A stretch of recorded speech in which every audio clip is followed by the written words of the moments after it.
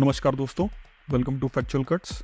Indian constitution के इस 5वें सेशन में हम इंडियन कॉन्स्टिट्यूशन के शेड्यूल्स यानी भारतीय संविधान की अनुसूचियों को देखेंगे एग्जाम रेलेवेंट फैक्ट्स के साथ। स्टार्टिंग फ्रॉम शेड्यूल्स या अनुसूचियाँ होती क्या हैं? अनुसूचियाँ बेसिकली एडिशनल इन्फॉर्मेशन का कलेक्शन होती हैं जो कॉन्स्टिट्यूशन में इंक्लूड नहीं की गई हैं। फॉर एग्जाम्पल, इंडियन कॉन्स्टिट्यूशन का पार्ट 17 ऑफिशियल लैंग्वेजेस से डील करता है, बट पार्ट 17 ये नहीं बताता कि कौन कौन सी और कितनी भाषाओं को ऑफिशियली इंक्लूड किया गया है। ये बताता है हमें शेड्यूल 8। वैसे तो 1949 के ओरिजिनल कॉन्स्टिट्यूशन में 8 शेड्यूल्स ही थे, बट एट प्रेजेंट शेड्यूल्स की संख्या 12 है। स्टार्टिंग फ्रॉम शेड्यूल 1, इसमें राज्यों और केंद्र शासित प्रदेशों की लिस्ट, उनकी सीमाएं और अधिकार क्षेत्र शामिल हैं। एट प्रेजेंट इंडिया में 28 स्टेट और 8 यूनियन टेरिटरीज हैं। Moving on to the schedule 2, allowance यानी कि भत्ते, प्रिविलेजेस और इमोल्यूमेंट्स के प्रोविजंस का कलेक्शन है। इसमें president, governor, speaker and deputy speaker of Lok Sabha और chairman and deputy chairman of Rajya Sabha और लेजिस्लेटिव काउंसिल के, सुप्रीम कोर्ट और हाई कोर्ट के जजेस, कैग यानी कॉम्प्ट्रोलर ऑडिटर जनरल के वेतन, विशेषाधिकार और परिधियों से संबंधित बात की गई है। Moving on to the next schedule, schedule 3, इसमें ओथ और अफर्मेशन से रिलेटेड प्रोविजंस हैं जो कि यूनियन और स्टेट मिनिस्टर्स, पार्लियामेंट के election candidates, MPs, supreme court और हाई कोर्ट के जजेस, कैग, स्टेट लेजिस्लेचर के इलेक्शन कैंडिडेट्स और स्टेट लेजिस्लेचर के मेंबर्स की शपथ और प्रतिज्ञान से रिलेटेड सारे प्रोविजंस हैं।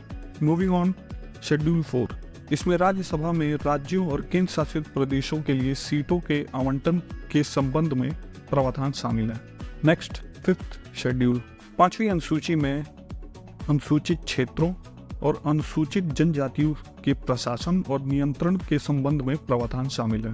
6th शेड्यूल, 6वीं अनुसूची में असम, मेघालय, त्रिपुरा और मिजोरम जैसे राज्यों के आदिवासी क्षेत्रों के प्रशासन के संबंध में प्रावधानों को शामिल किया गया है।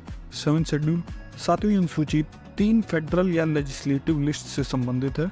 ये 3 लिस्ट हैं union, state and concurrent list, यानी कि केंद्र, राज्य और समवर्ती सूचियाँ। इस क्रम में यूनियन लिस्ट में पहले 97 सब्जेक्ट थे जो अब 100 हो गए हैं। स्टेट लिस्ट में सब्जेक्ट्स की संख्या 66 से घटकर 61 हो गई है। ये 5 सब्जेक्ट जो कम हुए हैं, इन्हें स्टेट लिस्ट से कॉन्करेंट यानी कि समवर्ती सूची में 42वें संशोधन से स्थानांतरित कर दिया गया है। वो 5 सब्जेक्ट हैं education, forest, protection of wild life, weight and measures और एडमिनिस्ट्रेशन ऑफ जस्टिस, जिससे समवर्ती सूची में विषयों की संख्या 52 है। इंपॉर्टेंट सब्जेक्ट जिनसे डायरेक्ट क्वेश्चन पूछे गए हैं कि ये सब्जेक्ट किस फेडरल लिस्ट के अंडर में आते हैं। यूनियन लिस्ट में defence, railway, international relations, ports, highways और कम्युनिकेशन जैसे सब्जेक्ट आते हैं जिन पर कानून सिर्फ केंद्र सरकार बनाती है। ठीक इसी तरह स्टेट लिस्ट में public order, police, public health and sanitation, dispensaries, hospital और बेटिंग जैसे विषयों पर राज्य सरकार को ही कानून बनाना होता है। 3rd लिस्ट यानी कॉन्करेंट या समवर्ती सूची में education, forest, trade union, adoption, succession और मैरिज रिलेटेड सब्जेक्ट्स पर कानून केंद्र सरकार और राज्य सरकारें मिलकर बनाती हैं। Moving on to the schedule 8, 8वीं अनुसूची भारत के संविधान के द्वारा मान्यता प्राप्त 22 आधिकारिक भाषाओं से संबंधित है। 1949 में जब कॉन्स्टिट्यूशन बना था, बस 14 लैंग्वेजेस को ही ऑफिशियल माना गया था, जिसमें हिंदी, मराठी, गुजराती समेत अन्य भाषाएं थीं।